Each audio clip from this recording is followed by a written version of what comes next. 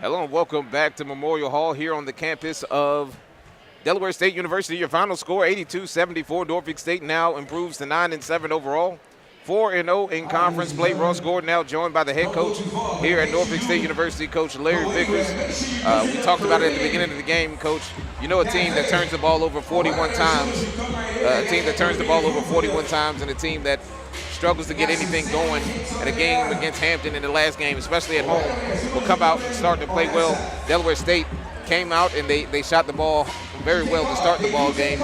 We did a good job of fighting back, and then we pushed it up to 23 again, and we struggled to close the ball game.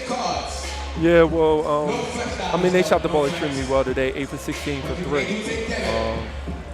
That's kind of been one of our staples this year, contesting every three-point shot, and we didn't really do a good job of that today. And they made some threes. They got in rhythm. We got to understand anytime you're on the road, a team is comfortable, especially after a big loss. You're going to get a more intense, more in tune basketball team. And we came in here, I felt like we were slept slow, and we didn't come in here really looking to dominate.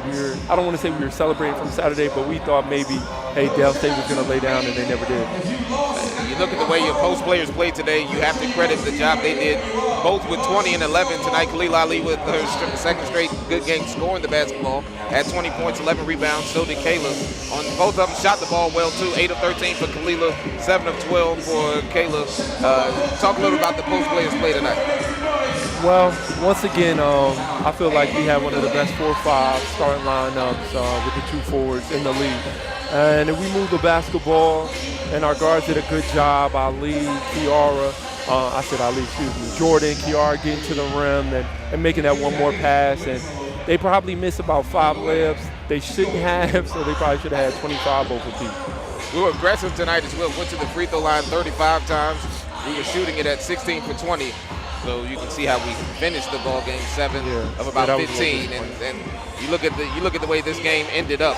That could be one of the things that you look at and say, hey, that's one of the things we can work on. Yeah, well, not only the free throw shooting, but in that third period, we just became we were really relying on our three-point shot. I'm not sure why. That's really never been a staple of ours, but at one point we probably were like 6 for 12, and then we finished off the game 0 for 6. I'm not sure if those are the exact numbers, but that's what it felt like.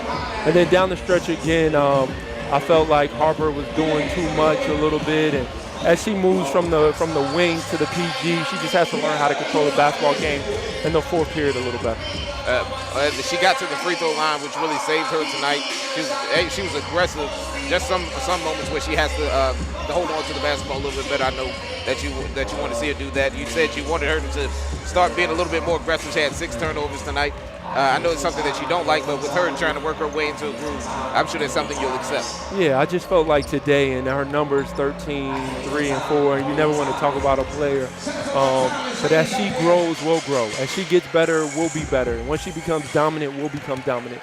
And we meet regularly, and once she understands that, this team really will be in a good place. Coach, they played a little bit of zone. You know you won't see that in the next game a lot. No, not at all. Against Hampton, they're pretty much a man-to-man team. They like to get in you. They like to force turnovers, especially in the open court. We'll see them press a lot more than we saw tonight. How do we prepare for that Hampton Pirate team? Well, Hampton, anytime you're in that Battle of the Bay atmosphere, I felt like the environment here was good right before that Hampton game, so we could get the feel of how intense that basketball game is going to be. And even though Del State is undersized, they played extremely hard, and Hampton's going to play just as hard. Hey, Coach, 4-0, more importantly, stay unbeaten and 9-7 now on the season. As a first-year head coach, a full-time head coach, talk a little about your start from your young ladies. I know you're happy to see their progression as the year goes on. Well, I've been telling this team all year that they're going to set the trend for the next 15 years. And if the legacy and the culture of this basketball program is going to change, it's going to start with this group, not next year's group, not the year after that. So they've really embraced that and came into every basketball game expecting to win. And as a coach, you can't win anything else. Coach, thank you for stopping by. The Spartans win 81-74 a very difficult place to win here in Dover, Delaware, and we come up with the victory here. Congratulations on that, and we'll see you on Saturday as the Norfolk State Spartans take on Antioch. That's Coach Larry Vickers, the head women's basketball coach here at Norfolk State. The Spartans win 81-74. We'll see you in just a few minutes as the men of Norfolk State take on the men of Delaware State. For Larry Vickers, I'm Ross Gordon. Thank you for listening and watching NSU Women's Basketball on NSU Sports Network. Go Spartans.